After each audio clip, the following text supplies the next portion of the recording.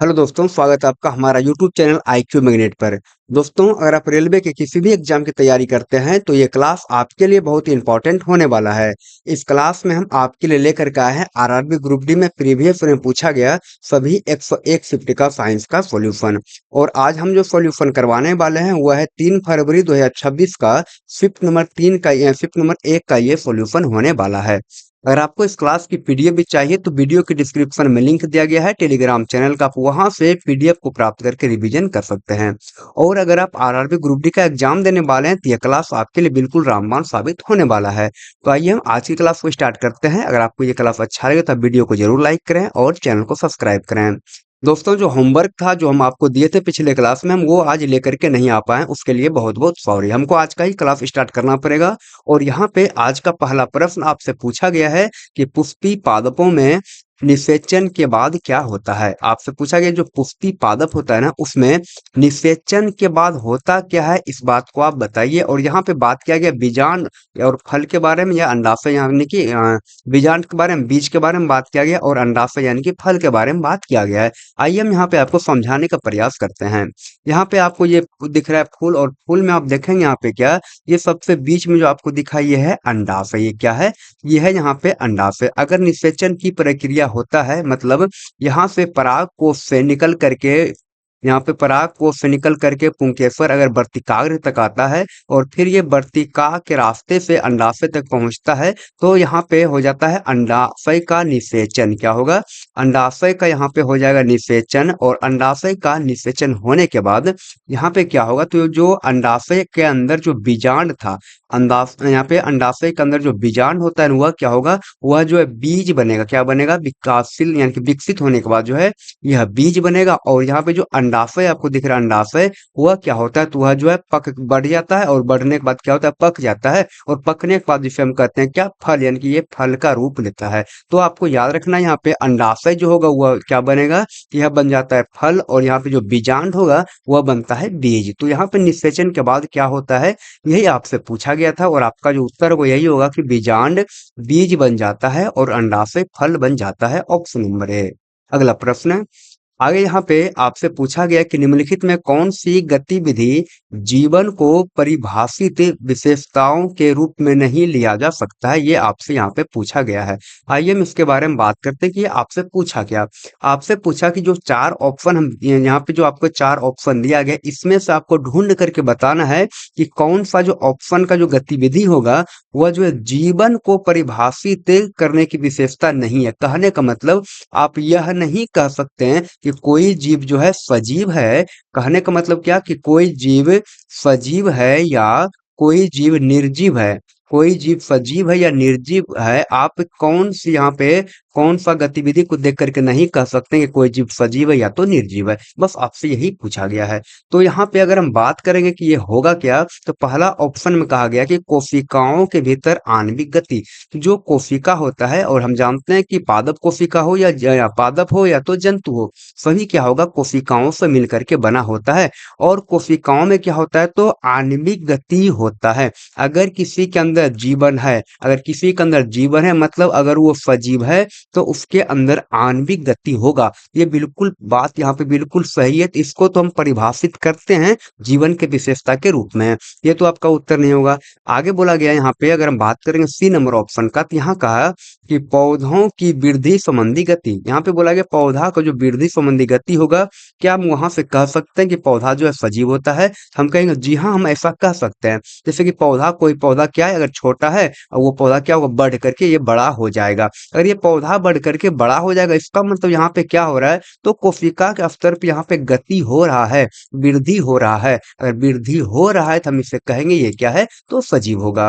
अगर हम आगे बात करेंगे तो बोला गया श्वसन और कोशिकाओं का आंतरिक रखरखाव, यानी कि जो रिस्पायरेशन किया जाता है, सांस लिया जाता है। तो अगर जीव है तभी तो सांस लेगा, और क्या होगा, तो अंदर का यानी कि आंतरिक मेंटेनेंस भी करेगा। अगर किसी में जीवन है वो तभी करेगा, मतलब सजीव होगा।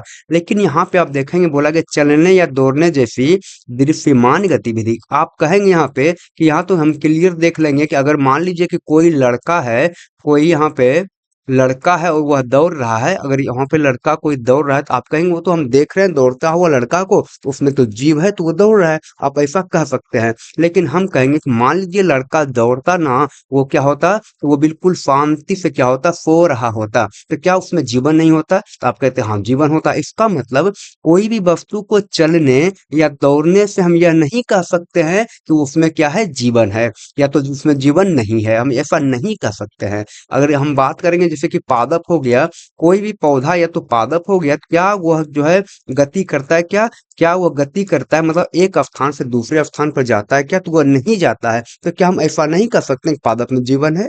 तो यहाँ पे कहने का मतलब क्या है कि हम चलने या दौड़ने से हम यह नहीं कह सकते कि क्या है उसमें जीवन है या तो जीवन नहीं है। तो यही आपसे पूछा गया था कि कौन सा जो है जीवन की परिभाषित विशेषता के रूप में नहीं लिया जाता है, तो आपका उत्तर होगा यहाँ पे ऑप्शन नंबर बी। अगला प्रश्न, आगे यहाँ पे आपसे पूछा गया कि 4 kg द्रव्यमान की एक वस्तु पर 2 सेकंड की अवधि के लिए एक नियत बल कार्य करता है। यहाँ पे वस्तु का द्रव्यमान यानी कि मास कितना है यहाँ पे, तो यह है 4 kg, और बोला गया 2 सेकंड की अवधि, मतलब समय आपको दे दिया यहाँ पे 2 सेकंड, समय कितना है, तो 2 सेकंड है। बोला गया यह जो है, अच्छा जब एक बल काम करता है, कोई भी वस्तु पर जब बल काम करता है तो उसका वेग जो है 2 मीटर प्रति सेकंड से बढ़ करके 8 मीटर प्रति सेकंड हो जाता है। तो आप यहाँ पे कह सकते हैं कि जो 2 मीटर प्रति सेकंड है वो है प्रारंभिक वेग, और प्रारंभिक वेग को कहते हैं क्या, हम कहते हैं यहाँ पे u, और u क्या दिया गया, तो ये दिया गया 2 मीटर प्रति सेकंड। और यहाँ पे बोला गया v है, तो v यानी कि अंतिम वेग होगा, यानी कि 2 से बढ़ करके कितना होता है, तो ये होता है 8, तो यहाँ पे होगा 8 मीटर प्रति सेकंड। ये बातें आपको समझ में आया होगा। तो बोला गया लगाए गए बल का परिमाण क्या होगा, आपसे पूछा गया बल बराबर क्या होगा, तो ये आप बता दीजिए। तो आप जानते हैं फॉर्मूला कि बल बराबर होता है m इंटू ए, क्या होगा बल बराबर m इंटू ए होगा, और आप देखेंगे m क्या है, तो द्रव्यमान है, आप यहाँ पे 4 kg बैठा देंगे। लेकिन आप देखिए क्या आपको यहाँ पे त्वरण दिया गया, क्या यहाँ पे a यानी कि त्वरण दिया गया है क्या, तो त्वरण नहीं दिया गया है, तो आपको त्वरण निकालना होगा, जो कि त्वरण यानी कि a बराबर होता है v माइनस यू बटे टी, क्या होगा, ये होता है फॉर्मूला v माइनस यू बटे टी, त्वरण बराबर होगा। तो v का मान कितना है, v का मान है 8, माइनस u का मान है यहाँ पे 2, बटे क्या होगा t, तो t का मान है यहाँ पे 2, तो 8 में से 2 जाएगा 6 बचेगा, 6 बटे 2 हो जाएगा, और ये कट जाएगा 3 बार में, ये निकल करके आएगा 3 मीटर प्रति सेकंड स्क्वायर। तो यहाँ से हम त्वरण को निकाल दिए हैं 3 मीटर प्रति सेकंड स्क्वायर, और ये बल क्या होगा अब, तो ये होगा 4 या 12, और बल का एसआई मात्रक होता है न्यूटन, मतलब जो आपका उत्तर होगा वह होगा 12 न्यूटन, ऑप्शन नंबर बी। अगला प्रश्न, आगे यहाँ पे आपसे पूछा गया है कि निम्नलिखित में से कौन सी संरचना वृक्क में मूल निस्यंदन इकाई के रूप में कार्य करती है। आपसे पूछा गया कि जो यहाँ पे कौन सी संरचना होगा जो वृक्क यानी कि किडनी में मूल निस्यंदन इकाई का मतलब हो गया फिल्ट्रेशन यूनिट, यानी कौन सा ऐसा, यहाँ पे कौन सा ऐसा इकाई है जो किडनी के अंदर होता है, और वह यह क्या करता है, तो रक्त को छानता है, रक्त को क्या करेगा, छान करके अपशिष्ट पदार्थ को बाहर निकालता है। तो रक्त किडनी के अंदर रक्त को छानने के लिए क्या लगा होता है, बस वही आपसे पूछा गया है। तो दोस्तों उसका नाम होता है नेफ्रॉन, क्या होगा उसका नाम, तो उसका नाम होगा नेफ्रॉन। और यहाँ पे आप देख सकते हैं अगर हम बात करेंगे ये तो यह क्या वृक्काणु, और वृक्काणु को ही कहता है नेफ्रॉन, यह है नेफ्रॉन की संरचना। और नेफ्रॉन ये क्या है, तो नेफ्रॉन जो है किडनी यानी कि वृक्क का क्या है, तो यह जो संरचनात्मक एवं कार्यात्मक इकाई है, मतलब किडनी के अंदर जो रक्त को छानने का जो काम करेगा और किडनी का जो संरचना बना करके रखता है, स्ट्रक्चर को बना करके रखता है, वह कौन रखता है, तो वह रखता है नेफ्रॉन। और जो है रक्त को छानने के लिए लगभग एक वृक्क में पता है कितना होता है, 10 लाख नेफ्रॉन होता है, कितना, 10 लाख नेफ्रॉन होता है एक वृक्क के अंदर रक्त को छानने के लिए। और इसमें होता क्या पता है आपको, फिल्ट्रेशन की जो प्रक्रिया है ये क्या होगा, तो रक्त कहाँ पे आता है, तो सबसे पहले रक्त आता है कहाँ पे, बोमेन संपुट के कहाँ पे, तो ग्लोमेरुलस में, मतलब क्या आपको यहाँ पे जो दिख रहा है ये है ही है, यहाँ पे यही है ग्लोमेरुलस है, यहाँ पे रक्त आता है और रक्त से क्या किया जाता है, तो अपशिष्ट पदार्थ को बाहर निकाल लिया जाता है और अतिरिक्त पानी को छान लिया जाता है, और क्या किया जाएगा, तो ये जो आपको दिख रहा है संग्राहक वाहिका, इसमें जो है मुक्त यहाँ पे मूत्र के रूप में क्या करता है, तो छान करके बाहर निकाल दिया जाता है। तो यहाँ पे जो अगर बात करेंगे आपका उत्तर क्या था, तो आपका उत्तर था यहाँ पे नेफ्रॉन, ऑप्शन नंबर सी। अगला प्रश्न आपसे पूछा गया कि जब OH माइनस आयन को अम्लीय विलयन में मिलाया जाता है तो पीएच डैश होगा। यही आपसे पूछा गया। तो पहली बात, ये देखने में तो बहुत छोटा लग रहा है क्वेश्चन, लेकिन इसमें बहुत ही ज्यादा दम है। इसको थोड़ा समझना होगा कि इसमें कॉन्सेप्ट है क्या। देखिए, आपसे पूछा गया। अच्छा, प्रश्न को अभी छोड़िए, आप यहाँ पे समझेंगे। पहले हम बात करेंगे सबसे पहले पीएच के बारे में। हम किसके बारे में बात करेंगे? पीएच के बारे में। और वो पीएच कौन सा? तो पीएच स्केल के बारे में बात करेंगे। मतलब पीएच स्केल का, यहाँ पे इस पीएच स्केल का मतलब हो गया कि जिसके ऊपर हम लोग मापते हैं कि कोई अम्ल है तो कितना अम्लीय है, अगर कोई क्षार है तो कितना क्षारीय है। तो आपको याद रखना होगा, जो पीएच स्केल होगा, पता उसमें क्या होता है? तो उसमें जो है संख्या अंकित होता है पीएच स्केल के ऊपर, और वह जो संख्या होगा वह 0 से लेकर के 14 तक होगा। कहाँ तक होगा? तो 0 से लेकर के 14 तक पीएच मान अंकित होता है। कहने का मतलब यहाँ तो 7 हो जाएगा, और यहाँ पे आप देखेंगे 0 है तो ये हो गया कितना? तो ये हो गया 1 हो जाएगा, यहाँ पे 2 होगा, 3 होगा पीएच मान 4 होगा, पीएच मान 5 होगा, पीएच मान 6 होगा, फिर 7 होगा, पीएच मान होगा 8, पीएच मान 9, पीएच मान 10, पीएच मान 11, पीएच मान 12, पीएच मान 13, उसके बाद पीएच मान होगा 14। यानी कि 0 से लेकर के यहाँ पे 14 तक पीएच मान अंकित होता है पीएच स्केल पे। अब यहाँ पे आप ध्यान देंगे, जो आपको सबसे बीच में दिखा यहाँ पे 7 आपको दिख रहा है ना, तो अगर किसी भी विलयन का पीएच मान है 7, क्या बोले हम आपको कि अगर किसी भी विलयन का पीएच मान है 7, इसका मतलब वह जो विलयन है वह पता है कैसा है? वह विलयन है उदासीन। कैसा विलयन होगा? विलयन होगा उदासीन। अच्छा, ये उदासीन का मतलब क्या? उदासीन का मतलब होता है कि वह विलयन ना ही क्षारीय है और ना ही अम्लीय है। लेकिन आप थोड़ा सा और यहाँ पे ध्यान देंगे ना, तो अगर कोई भी वस्तु, कोई भी विलयन का पीएच मान अगर 7 से होगा कम, कहने का मतलब क्या कि अगर आप 7 से बढ़ेंगे 0 के तरफ, तब पता है क्या होगा? तो तब जो है अम्लीयता बढ़ेगा। क्या होगा यहाँ पे? अम्लीयता। अम्लीयता क्या होगा? यहाँ पे बढ़ता है।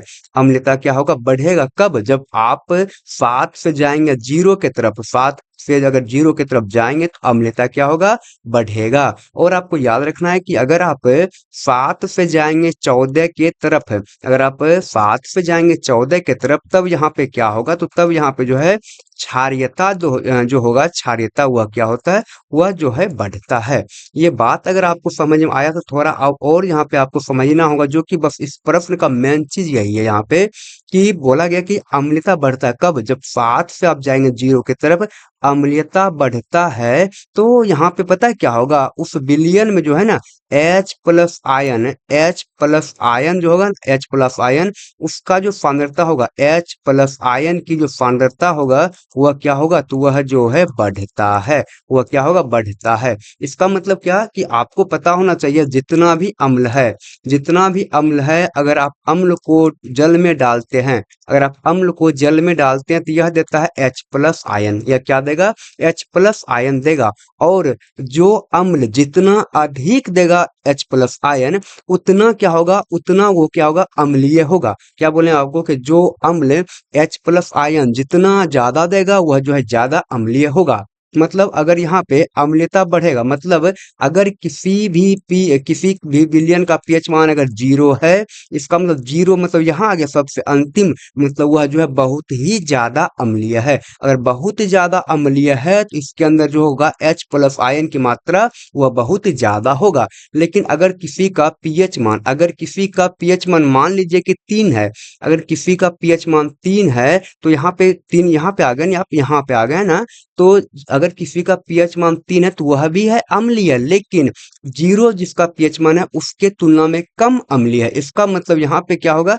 H प्लस आयन की जो सांद्रता, यहाँ पे तो, यहाँ पे जब 0 था यहाँ पे पीएच मान, तो H प्लस आयन की सांद्रता बहुत ही ज्यादा था, लेकिन जब यहाँ पे पीएच मान हो गया 7, तो H प्लस आयन की सांद्रता जो होगा थोड़ा सा कम होगा। अरे किसके तुलना में? तो 0 वाले से तुलना में, मतलब 0 वाले के तुलना में। मतलब यहाँ पे अब क्लियर हो गया कि 0 वाला जो है यहाँ पे H प्लस आयन की सांद्रता बहुत ही ज्यादा होगा। यहाँ पे पीएच मान अगर बढ़ेगा तो थोड़ा कम होगा H प्लस आयन की सांद्रता, यहाँ भी थोड़ा कम होगा, यहाँ कम होगा, धीरे धीरे करके H प्लस आयन की सांद्रता कम होगा।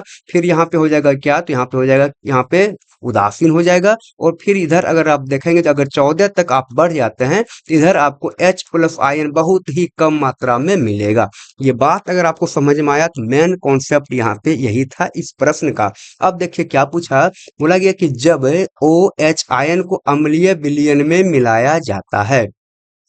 अब यहाँ पे मान लीजिए कि एक यहाँ पे गिलास है और इसमें क्या है, इसमें है अम्लीय विलयन। इसमें क्या है, इसके अंदर में क्या है, तो इसके अंदर में है अम्लीय विलयन। अगर ये अम्लीय विलयन है इसका मतलब क्या, अरे इसके अंदर होगा अम्ल, अरे अम्ल के साथ साथ जल भी होगा। अरे अम्ल के साथ साथ जब अम्लीय विलयन है तो अम्ल के साथ साथ क्या होगा, तो जल भी होगा। अच्छा आप अगर कहेंगे यहाँ पे कि जल नहीं अम्लीय विलयन है तो चलिए खाली जल ही होगा, अम्ल ही होगा, तो हम कहेंगे ठीक है, केवल इसमें क्या है, अम्ल है, यानी कि अम्लीय विलयन है। और बोला गया कि अगर इसमें OH माइनस अम्लीय विलयन में मिलाया जाता है, मतलब इसमें जो अम्लीय विलयन था इसमें मिला दिया जाएगा क्या चीजें, तो OH माइनस को मिला दिया जाएगा। तो आपको याद रखना होगा कि जब ये अम्लीय विलयन, जब इस पात्र के अंदर, इस बर्तन के अंदर अम्लीय विलयन है, इसका मतलब H प्लस आयन होगा। तो आप कहेंगे जी हाँ होगा, क्यों होगा, क्योंकि अगर अम्ल है तो H प्लस आयन होगा, अगर H प्लस आयन नहीं है इसका मतलब अम्ल वह नहीं है। तो यहाँ पे अम्लीय विलयन अगर है तो H प्लस आयन होगा। और H प्लस आयन में देखिए क्या मिला दिया गया, OH माइनस को मिला दिया गया। और अब आपको याद रखना है कि जब OH माइनस को मिला दिया जाता है कहाँ, अम्ल में, मतलब H प्लस आयन इसके अंदर होता है ना, तो OH माइनस आयन और H प्लस आयन दोनों मिलकर के बना लेता है H2O। दोनों मिलके क्या बनाएगा, ये बनाएगा H2O, मतलब क्या बना लेगा, ये बना लेगा जल। कहने का मतलब अब समझ गए होंगे आप कि आपको जो भी यहाँ पे H प्लस आयन दिख रहा था, अगर आप इसमें H प्लस आयन दिख रहा था, आपने मिला दिया OH को, यह जो है H प्लस आयन के साथ में अभिक्रिया किया OH माइनस और बना दिया जल। इसका मतलब H प्लस आयन की संख्या क्या होगा, कम होगा। क्या आपको समझ में आया ये बात कि H प्लस आयन की संख्या अब क्या होगा, कम होगा। क्यों कम होगा, क्योंकि ये तो H प्लस आयन जो है OH माइनस के साथ में मिल करके H2O बना लिया ना। तो आप कहेंगे जी हाँ H2O बना लिया, इसका मतलब जो H प्लस आयन था उसका मात्रा होगा कम। तीर नीचे का मतलब होता है कम, तो H प्लस आयन की मात्रा क्या होगा, कम होगा। अब यहाँ पे आप बताइए इस pH मान के ऊपर यहाँ पे कि यहाँ पे जब था कोई, जब 0 जिसका pH मान था उसमें उसके अंदर H प्लस बहुत ही ज्यादा अधिक था। तो यहाँ पे जब यहाँ पे मिला दिया OH माइनस को तो H प्लस आयन में कमी आएगा ना। जब H प्लस आयन में आएगा कमी, H प्लस आयन की मात्रा में आएगा कमी, इसका मतलब इसका जो pH मान होगा वह क्या होगा, इसका pH मान क्या होगा, तो बढ़ता है। इसका pH मान क्या होगा, बढ़ता है। और यही होगा आपका सही उत्तर, ऑप्शन नंबर बी। और दोस्तों यह प्रश्न जो है आपको एक क्वेश्चन यहाँ पे क्लियर नहीं करवाया, आपको यहाँ पे कई सारे प्रश्न यहाँ पे क्लियर हो जाता है, आपका बिल्कुल कॉन्सेप्ट रिवाइज हो गया। अगर नहीं जानते हैं तो आपको समझ में आ गया होगा। हम अब बात करेंगे अगला प्रश्न के बारे में, और यहाँ पे हम लिख दिए जितना बात आपको बताए हैं सब यहाँ पे लिखा गया है। आगे यहाँ पे आपसे पूछा गया है कि चारा फसलों को प्रचुर शाखन वाले लंबे पौधों की आवश्यकता क्यों होती है।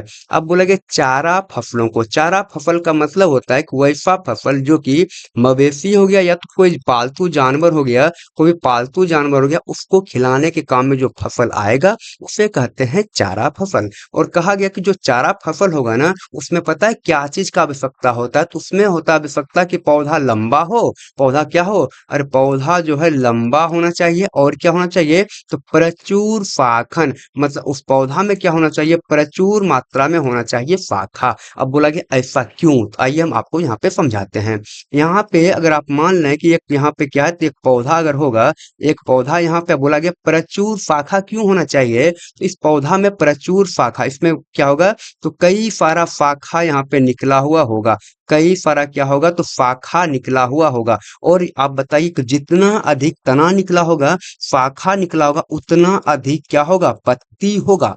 उतना अधिक क्या होगा, पत्ती होगा इसके अंदर, यानी उसके उतना अधिक क्या होगा, तो पत्ता होगा। कि क्यों पत्ता होगा अधिक, क्योंकि शाखा है अधिक। और क्या होगा, तो ये अगर लंबा होता है, अगर ये इतना छोटा है, अगर यही पौधा क्या होगा, तो लंबा होगा। यही पौधा अगर लंबा होगा तो इसमें क्या होगा, शाखा और भी ज्यादा होगा, और पत्ती की जो संख्या होगा ना वह और भी ज्यादा होगा। जिससे जानवर के लिए क्या होगा, तो जानवर के लिए, तो चारे के लिए क्या होता होता है अधिकतम हरित पदार्थ, मतलब जो हरी वाला जो पत्ता हो गया यहाँ पे हरित पदार्थ जो है उपलब्ध कराने के काम में आता है। इसलिए जो होता है चारा फसल, उसमें जो है प्रचुर मात्रा में शाखा होता है और पौधा होता है लंबा। आपको ये प्रश्न समझ में जरूर आया होगा।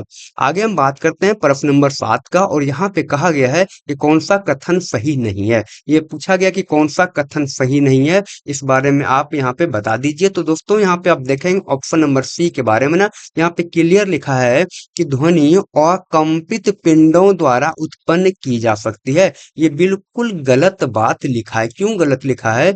कि अगर कोई भी ध्वनि होगा, अगर आप यहाँ पे अगर कोई भी ध्वनि को सुनते हैं तो पता है आपको ध्वनि उत्पन्न कैसे होता है? पता है ध्वनि उत्पन्न कैसे होगा?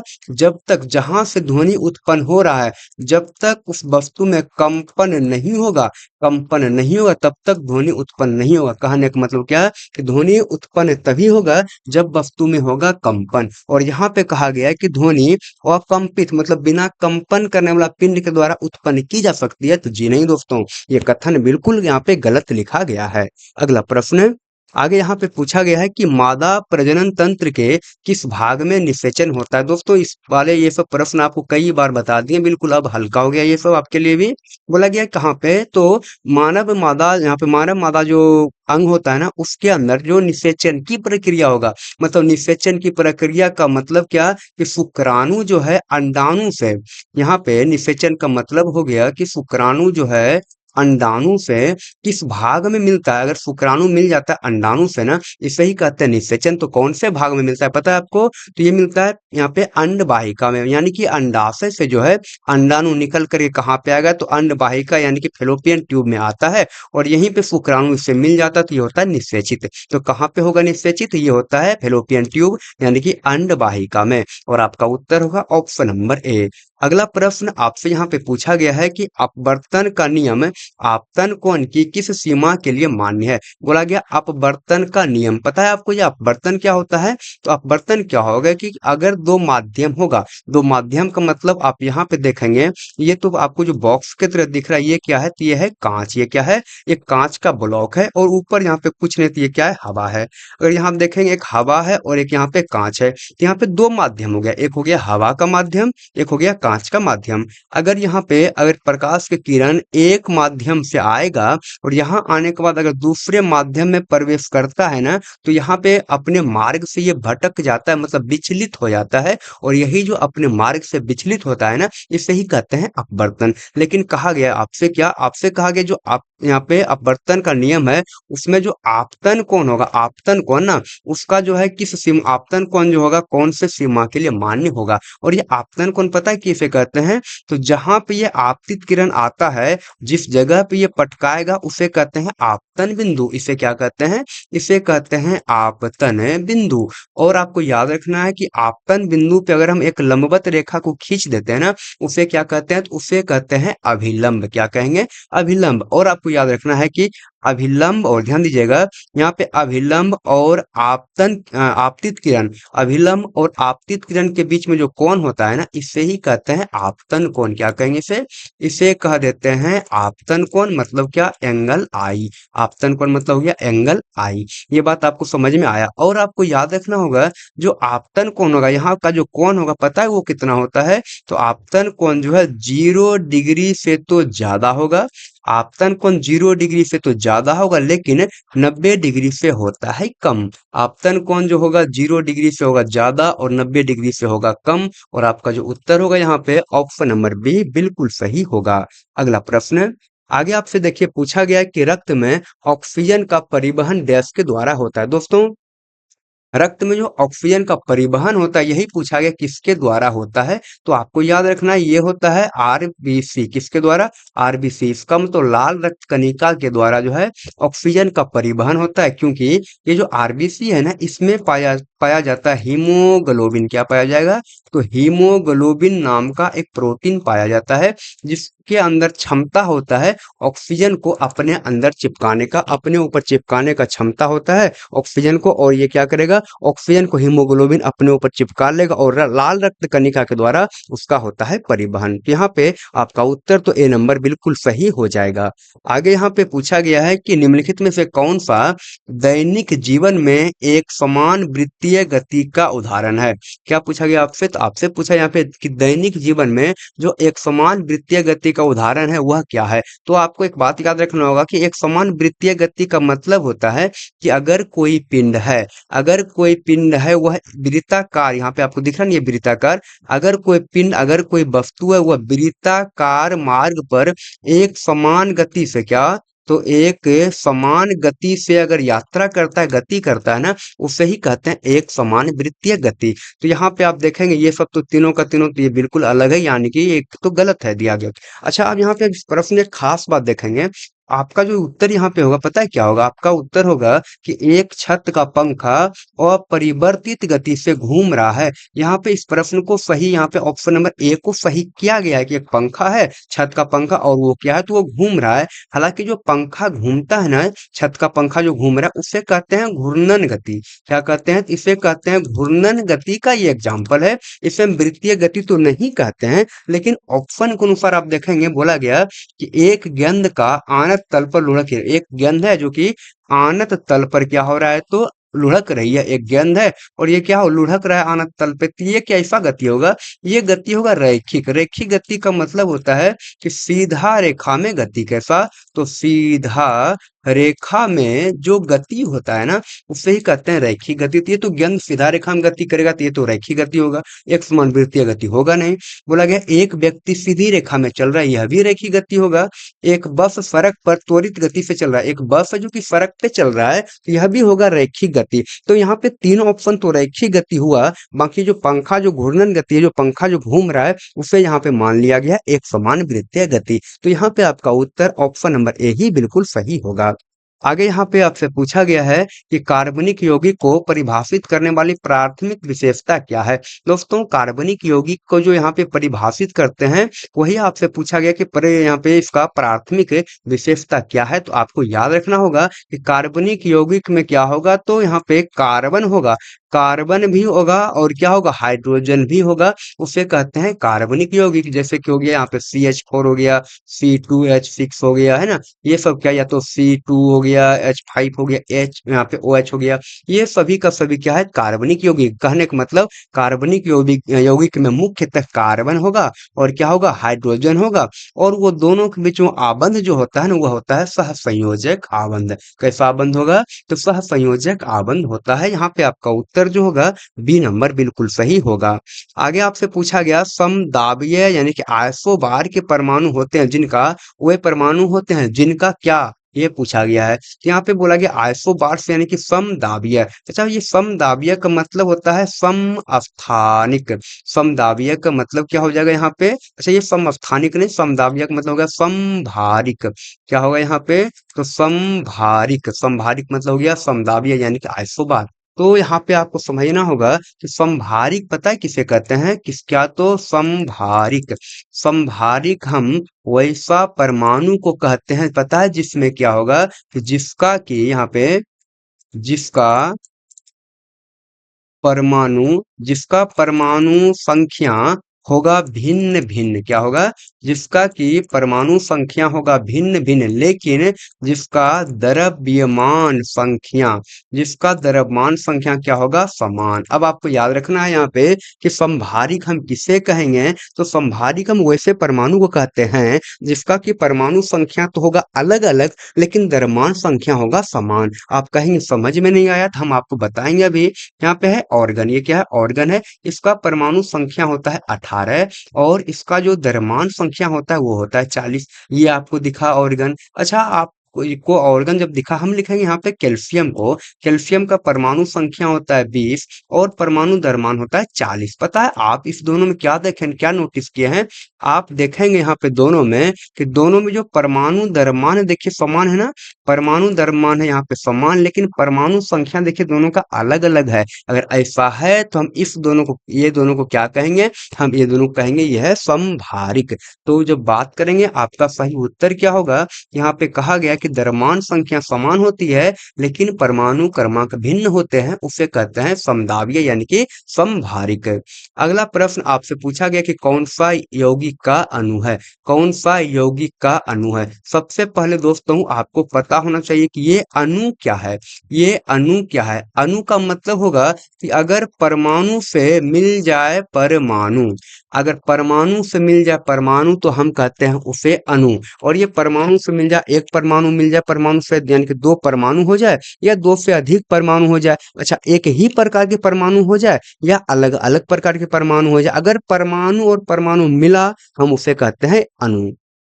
लेकिन आपको अब ये याद रखना होगा कि ये जो यौगिक होगा ना, यौगिक, तो यौगिक पता है किसे कहते हैं या यौगिक का अणु किसे कहते हैं? आपको पता है यौगिक का अणु हम उसे कहेंगे जिसमें क्या होता है, जिसमें कम से कम, क्या बोला गया यहाँ पे, कम से कम दो प्रकार का, कम से कम दो, यहाँ पे कम से कम दो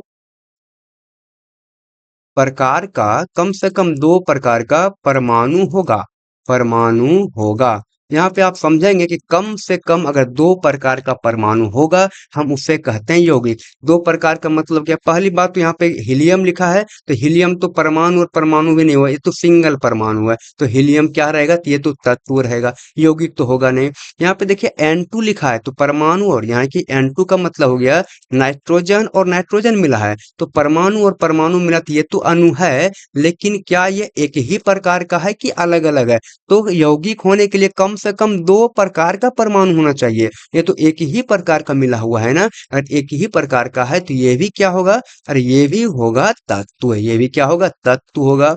ये भी होगा यहाँ पे क्या? तो ये भी तत्व होगा।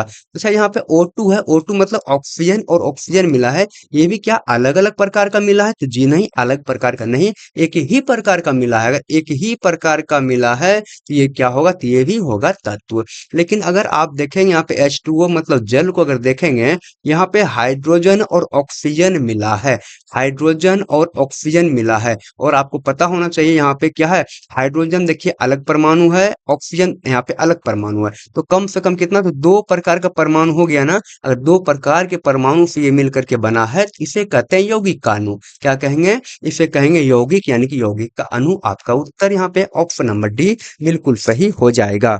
आगे यहाँ पे देखिए पूछा गया कि कौन सा द्विविस्थापन अभिक्रिया है। आपसे पूछा गया द्विविस्थापन अभिक्रिया कौन सा है, तो द्विविस्थापन अभिक्रिया का एक स्ट्रक्चर होता है कि ए बी कोई यौगिक है और यहाँ पे सी और डी कोई यौगिक है, और यहाँ पे ए बी और सी डी कोई यौगिक है। और पता है इसमें क्या होगा, ए अगर दोनों को एक साथ मिला दिया जाए तो ए जो होगा, ए जो यहाँ पे तत्व होगा वह मिल जाएगा डी के साथ में, ये बनाएगा ए डी। और यहाँ पे जो सी आपको दिखा ये मिल जाएगा बी के साथ में, मतलब ये बनाएगा यहाँ पे क्या? तो ये बनाएगा बी सी, ये बनाएगा बी सी। ये बात बिल्कुल क्लियर है, इसे ही कहते हैं द्विविस्थापन अभिक्रिया। और द्विविस्थापन अभिक्रिया में होता क्या? तो इसमें होता है आयनों का आदान प्रदान। क्या होगा? तो आयन का ही आदान प्रदान होता है, लेकिन उसका स्ट्रक्चर जो होगा जस्ट ऐसा ही होगा जैसा हम आपको लिख करके बताए हैं। तो इस स्ट्रक्चर से कौन सा ऑप्शन यहाँ पे मेल करेगा? तो आप कहेंगे ऑप्शन नंबर डी ही मेल करेगा। तो मान लीजिए यहाँ पे लिखा है ए बी और लिखा है यहाँ पे सी डी, तो यहाँ पे ए मिल गया डी के साथ में, मतलब ए जी मिला सी एल के साथ में, तो बना दिया देखिए ए जी सी एल, मतलब यहाँ पे बना दिया ए डी, यहाँ पे ए डी का निर्माण कर दिया। और यहाँ पे एन ए मिल गया NO3 के साथ में, तो ये बना दिया सिल्वर नाइट्रोजन, ये हो गया सोडियम नाइट्रेट, यहाँ पे बना दिया। मतलब यहाँ पे अगर सोडियम नाइट्रेट को यहाँ पे बनाया गया तो ये क्या हो जाएगा? ये हो गया यहाँ पे क्या? तो बी और सी, ये हो गया बी और सी। क्या आपको जस्ट इसी तरह दिखाना यहाँ पे? तो यही है क्या? ऑप्शन नंबर डी, यही है यहाँ पे द्विविस्थापन अभिक्रिया। अगला प्रश्न है, आगे आपसे पूछा गया कि यदि किसी इंजन की शक्ति को दोगुनी कर दी जाए, अगर कोई इंजन है उसका जो शक्ति होगा, पावर होगा ना, उसको दोगुना कर दिया जाए और समय को कहा गया स्थिर रहेगा, तो किया गया कार्य क्या होगा? तो आइए सबसे पहले हम फॉर्मूला लिखते हैं कि शक्ति यानी कि P बराबर, शक्ति यानी कि P बराबर फॉर्मूला होता है W बटे T, मतलब कार्य बटे क्या, तो समय, किसके बराबर, तो शक्ति बराबर। लेकिन आपसे पूछा गया किया गया कार्य के बारे में, तो अगर यहाँ पे कार्य लिखेंगे आप, अगर आप W को लिखते हैं वो क्या होगा, तो अगर इसके P के नीचे कुछ नहीं तो एक है, यहाँ से क्रॉस मल्टीप्लिकेशन करते हैं ना, तो W बराबर निकल करके आएगा PT। क्या निकल करके आएगा? W बराबर ये निकल करके आएगा PT। ये कब का है? ये है नॉर्मल, जब शक्ति को दोगुना नहीं किया गया है ना, तब का यह है कि W बराबर क्या होगा, ये होगा PT। लेकिन बोला गया अगर शक्ति को कर दिया जाए दोगुना, अगर शक्ति को करिएगा दोगुना, तो यहाँ पे जो वर्क आएगा, जो कार्य आएगा, तो हम अब यहाँ पे W डैश लिख रहे हैं, मतलब नया वाला जो वर्क यहाँ पे वर्क होगा उसको लिख रहे हैं यहाँ पे, और P को कर दिया गया दोगुना, तो P था पहले, अब यहाँ पे हो गया 2P इंटू यहाँ पे क्या होगा, तो T होगा। यहाँ पे देखिए T है, तो अब यहाँ पे आप देखेंगे, क्या आप देखेंगे तो आपको यहाँ पे पता चलेगा ये PT का मतलब क्या, आप कहेंगे ये PT का मतलब तो होगा कार्य। अरे PT का मतलब होगा कार्य, और ये कार्य का क्या हो गया, कार्य का हो गया यहाँ पे दोगुना, आपको दिखा नहीं इंटू 2, तो कार्य का हो गया यहाँ पे दोगुना। कहने का मतलब आप इसे ऐसा भी लिखते हैं, यहाँ पे लिख पाएंगे कि W डैश इन बराबर होगा 2 इंटू क्या, W, मतलब कार्य का होगा दोगुना, तो कार्य क्या हो जाएगा, तो दोगुना हो जाएगा, और आपका उत्तर यहाँ पे ऑप्शन नंबर सी बिल्कुल सही होगा। आगे आपसे पूछा गया कि यौगिक के अणु, अभी हम आपको बताए थे यौगिक के अणु के बारे में, और देखिए यहाँ पे ऑप्शन कौन सा होगा, तो आपका जो ऑप्शन के बारे में बात की है यहाँ पे करेंगे तो वह क्या होगा, तो आइए देखते हैं।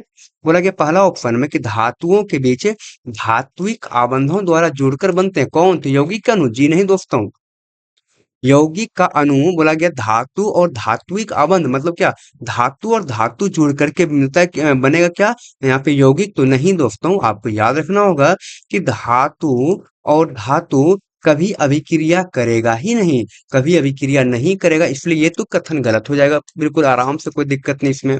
आगे कहा कि केवल एक ही प्रकार के परमाणुओं से बनते हैं जिसके गुणधर्म समान होते हैं। दोस्तों अभी तो आपको बताए थे ना कि अगर एक ही परमाणु से मिलकर के बना है तो उसे कहते हैं तत्व। क्या कहेंगे, तो तत्व कहेंगे। तो क्या ये यौगिक होगा, तो जी नहीं दोस्तों, यह यौगिक नहीं होगा, यह भी नहीं होगा।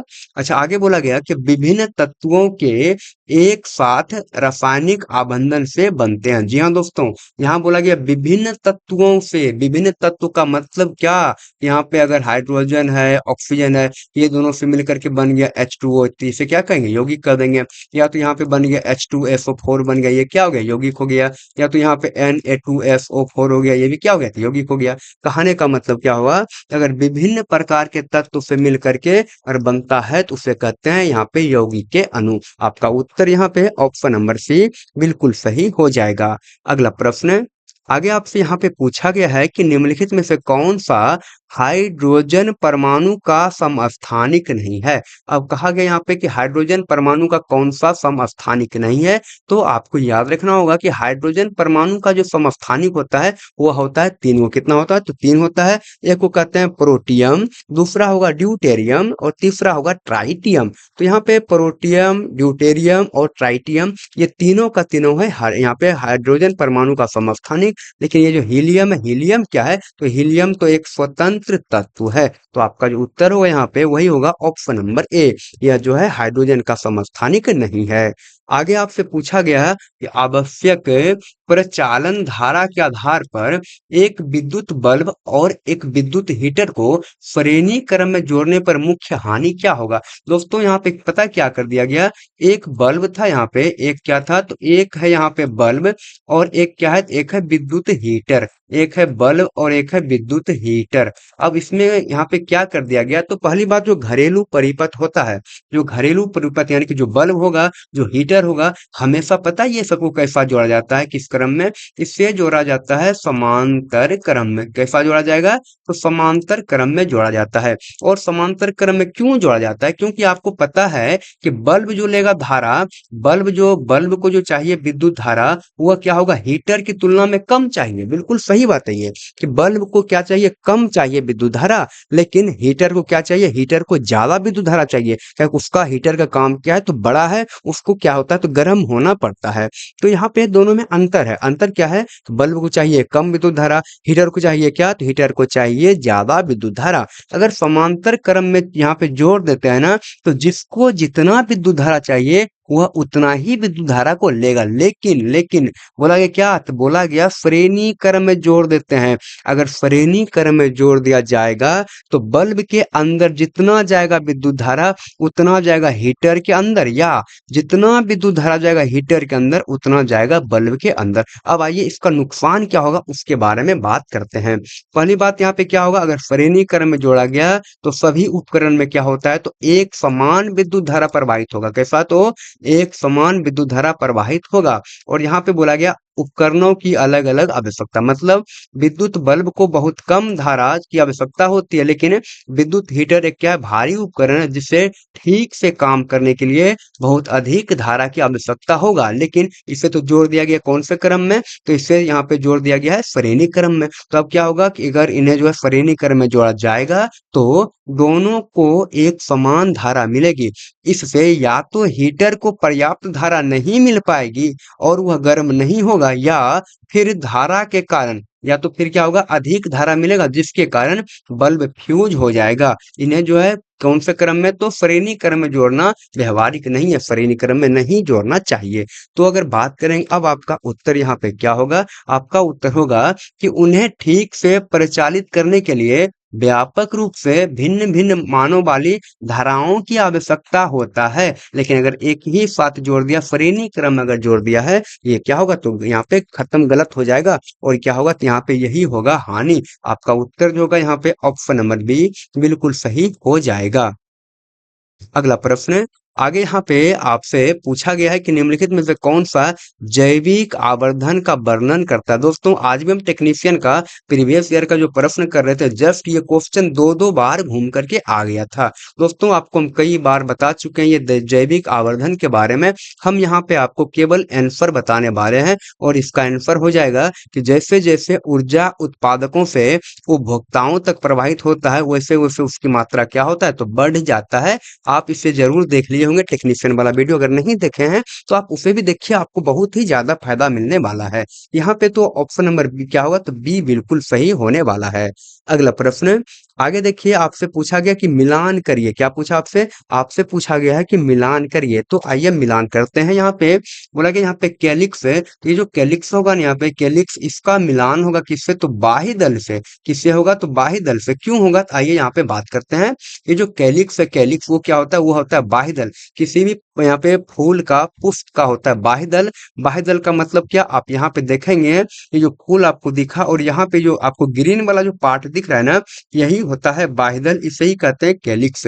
इसे ही क्या कहेंगे, इसे कहते हैं कैलिक्स। तो आपका जो होगा एक नंबर का तो डी हो जाएगा। दूसरा बोला गया कोरोला। क्या बोला यहाँ पे, तो कोरोला के बारे में बोला गया है। और कोरेला, यहाँ पे कोरोला क्या होता है पता है आपको, ये होता है पंखुड़ियां। क्या होगा ये होगा पंखुड़ियां। कहने का मतलब आपको ये जो दिख रहा है ना पिंक टाइप का, ये जो आपको दिख रहा है यही है पंखुड़ी। ये क्या है, तो यही है पंखुड़ी। ये क्या है, पंखुड़ी। और इससे ही क्या कहते हैं, इससे ही कहते हैं यहाँ पे कोरोला। क्या कहेंगे, तो कोरोला कहते हैं। तो आपका जो यहाँ पे होगा दो का क्या होगा, तो सी नंबर हो जाएगा।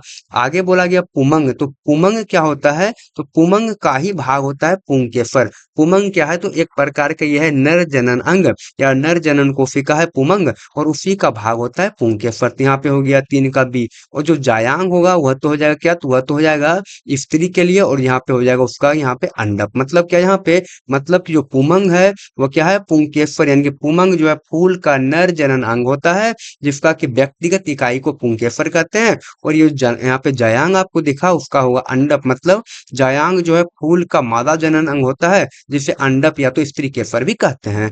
तो अगर बात करेंगे आपका सही उत्तर क्या होगा, तो एक का होगा डी, एक का होगा यहाँ पे डी आपको दिखा, दो का होगा सी। तो दो का सी कहाँ पे दिखा, तो यहाँ पे दिखा आपको, एक का डी, दो का सी, 3 का बी, 4 का ए। आपका उत्तर यहाँ पे ऑप्शन नंबर बी बिल्कुल सही होगा। आगे यहाँ पे पूछा गया है अगला प्रश्न आपसे कि निम्नलिखित में से कौन सा डिवाइस चुंबकीय क्षेत्र में धारावाही चालक पर बल के सिद्धांत पर कार्य करता है। आपसे पूछा गया कि कौन सा यहाँ पे डिवाइस होगा जो कि विद्युत मोटर होगा या प्रतिरोधक होगा या तो विद्युत जनित्र होगा या तो ट्रांसफार्मर होगा। इनमें से कौन सा है जो विद्युत धारा के अच्छा विद्युत यहाँ बोला कि जो चुंबकीय क्षेत्र में धारावाही चालक पर बल के सिद्धांत पर काम करता है, मतलब विद्युत चुम्बकीय बल के ऊपर कौन यहाँ पे काम करता है, यही आपको बताना है। और यह जो प्रश्न है दोस्तों, यह है आपके लिए होमवर्क। इसका जो सही उत्तर होगा आप हमें कमेंट बॉक्स में लिख करके जरूर बताएं। हम बात करेंगे अगला प्रश्न के बारे में। और आगे आपसे पूछा गया है कि जब एक उत्तल लेंस के सामने एक वस्तु को जब जो है कहाँ पे, तो उत्तल लेंस के सामने अनंत पर रखा जाता है। अगर कोई है यहाँ पे उत्तल लेंस, अगर कोई है उत्तल लेंस, तो यहाँ पे जो आपको ये दिख रहा है ये लाइन, ये है मुख्य अक्ष। ये क्या होगा, ये है मुख्य अक्ष। और सबसे बीच में होता है ओ यानी प्रकाशिक केंद्र। और यहाँ पे होता है क्या, तो ये हो जाएगा F1, यहाँ पे होता है F2, यहाँ पे हो जाएगा 2F1, यहाँ पे होता है 2F2, ये होता है अनंत, ये भी होता है अनंत। तो बोला क्या गया पता है आपको, आपसे यहाँ पे पूछा गया कि जब एक वस्तु को कहाँ पर रखा गया, उत्तल लेंस के सामने अनंत पर। उत्तल लेंस के सामने अनंत पर, मतलब अनंत पर रखा गया उत्तल लेंस के सामने एक वस्तु को। और वही पूछा गया इसका जो प्रतिबिंब निर्मित होगा कहाँ पे होगा, तो यह इसका जो प्रतिबिंब निर्मित होगा कहाँ पे होगा, तो यह जो F2 मतलब फोकस पे, कहाँ पे इसका जो प्रतिबिंब का निर्माण होगा वह कहाँ पे होगा, तो वह हो जाएगा दोस्तों फोकस पर। और आपको हम कई बार बता दिए हैं उत्तल लेंस, अवतल लेंस और ये दर्पण, उत्तल दर्पण, अवतल दर्पण, सबके बारे में कई बार आपको, हमको लगता है 20 बार आपको हम बता चुके हैं। तो आप लोग अब इतना जानते होंगे और आपको जानना भी चाहिए। अगर आप इतने दिनों से अगर हमसे आप जुड़े हैं तो आपको जानना चाहिए। तो जो आपका उत्तर यहाँ पे होगा वह क्या होगा, वह होगा कि फोकस बिंदु पर और अत्यधिक क्या होगा, बहुत ही छोटा ये होता है, मतलब बिंदु के आकार का होगा। आपका जो उत्तर होगा यहाँ पे ऑप्शन नंबर ए बिल्कुल सही होगा। आगे कहा गया है कि किसी वस्तु को ऊंचाई से गिराया जाता है। कोई वस्तु है और ऊंचाई से इसको गिराया जाता है, बोला गया इसका प्रारंभिक वेग कितना होगा। दोस्तों अगर कोई भी वस्तु को, अगर यहाँ पे मान लें कि अगर कोई भी वस्तु को अगर आप गिराते हैं ऊंचाई से, तो ऊंचाई से आप जैसे ही कोई वस्तु को गिराएंगे तो वो गिरने के पहले, वो गिराने के पहले कौन सी अवस्था में था, आप कहेंगे वह जो है गिरने के पहले विराम अवस्था में था। अगर ये विराम अवस्था में था, इसका मतलब इसका जो प्रारंभिक वेग था वह क्या था, वह था 0 मीटर प्रति सेकंड। तो गिरने के पहले इसका वेग था 0 मीटर प्रति सेकंड, ऑप्शन नंबर सी। अगला प्रश्न के बारे में बात करेंगे और ये आज का ये लास्ट प्रश्न होने वाला है। यहाँ पे आपसे पूछा है कि निम्नलिखित में से क्या क्षार के साथ अभिक्रिया करके लवण और जल को बनाता है। दोस्तों आप इतना दिन में जरूर जान गए होंगे कि क्षार जो है किसके साथ में अभिक्रिया करके लवण और जल बनाता है। तो आपको पता होगा कि अगर क्षार अभिक्रिया कर ले अम्ल के साथ में, अगर क्षार अभिक्रिया कर ले अम्ल के साथ में, तब ये बनाता है लवण। क्या बनाएगा, लवण बनाएगा। और इसके साथ साथ जल को बनाता है। कौन बनाएगा, तो अम्ल और यहाँ पे क्षार मिलकर के लवण और जल को बनाएगा। यहाँ पे तो बोला गया क्षार, बिल्कुल सही बात है। तो क्षार का अभिक्रिया यहाँ पे किसके साथ में होना चाहिए, तो अम्ल के साथ में होना चाहिए। तो यहाँ पे आपको ढूंढना होगा कि कौन सा है अम्ल, इसमें कौन सा है अम्ल। यहाँ पे देखिए बोला गया sodium oxide, carbon dioxide, calcium hydroxide, hydrogen gas, ये ऐसा बात आपको बोला गया है। तो आपको ये बात पता होना चाहिए कि अगर कोई होगा धातु का ऑक्साइड, या तो यहाँ पे अगर बात कर रहे हैं कोई होगा क्या, तो धातु ऑक्साइड होगा। अगर धातु का ऑक्साइड है ना, उसका प्रकृति होता है, उसका प्रकृति होता है क्षारीय। कैसा होगा, तो क्षारीय होगा। लेकिन अगर अधातु का यहाँ पे ऑक्साइड होगा, अगर अधातु का ऑक्साइड होगा, उसका प्रकृति होता है अम्लीय। क्या होगा, उसका प्रकृति होगा अम्लीय। तो यहाँ पे बोला गया सोडियम ऑक्साइड। ये सोडियम क्या है, तो सोडियम तो धातु है, तो धातु का ऑक्साइड क्या होगा? तो ये तो होगा क्षारीय। ये तो क्या होगा? ये तो होगा क्षारीय। लेकिन आपको यहाँ पे क्या ढूंढना है? अम्ल को ढूंढना है ना, क्योंकि आपको तो बनाना है यहाँ पे लवण और जल। तो ढूंढना होगा, यहाँ पे क्षार तो है आपके पास, आपको ढूंढना होगा अम्ल को। तो ये तो है क्षार, तो ये आपका उत्तर तो ये होगा नहीं। आगे बोला गया कार्बन डाइऑक्साइड। ये कार्बन क्या है? तो आप कहेंगे कार्बन तो अधातु होता है, और ये अधातु अगर होता है और ये ऑक्साइड है, मतलब अधातु का ऑक्साइड है। और ये अधातु का जो ऑक्साइड होता है, पता है वो कैसा होता है? अधातु का ऑक्साइड होता है अम्लीय। मतलब यहाँ पे अम्लीय मतलब क्या? तो कार्बन डाइऑक्साइड के साथ में अगर क्षार अभिक्रिया करेगा तभी बनाएगा लवण और जल को। और जो आपका उत्तर यहाँ पे होगा वह क्या होगा? ऑप्शन नंबर बी बिल्कुल सही हो जाएगा। दोस्तों आप हमें अब जरूर बताएं कि आपको ये क्लास कैसा लगा। अगर ये क्लास आपको अच्छा लगा हो तो आप वीडियो को जरूर लाइक करें, चैनल को सब्सक्राइब करें और अपने दोस्तों में शेयर करें। हम मिलते हैं आपसे अगले क्लास में, तब तक के लिए बाय, थैंक यू।